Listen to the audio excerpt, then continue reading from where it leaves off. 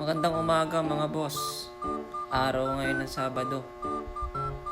Matik, laba day, ay ado. Napakadami niyang mga labahin na iyan. Nadami na nilaban ng misis ko ay papahiwatig ang mga talbos ng kamuti dun sa baba. Ayan, at sabi igisa raw. At narito nga at nakaupo. Katapos lang nga lang lamang daw niya maglaba. Pagod yan siya. Kaya dumedali akong lumabas mga boss at kumuha ng talbos para igisa sa sardinas. Hindi sulub ang tanghalian pero di butas ang bulsa. Kainitan naman ng manguha ako ay kapag kahapdi sa balat. Pagkatapos ko kamitas ay iyan, lalahukan ng 555 na sardinas, rektahin may mga boss at dapil na si misis. Tapos maghiwa ng mga ricado.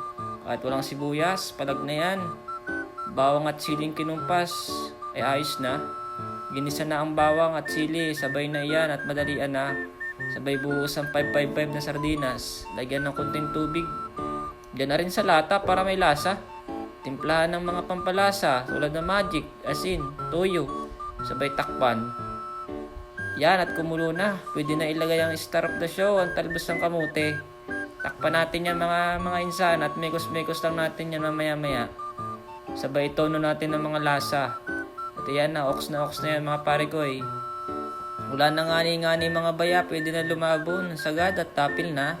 Matapos ang minute na simula ng umaga, iyan, umulan na. Ang problema misis at malakas ang ulan.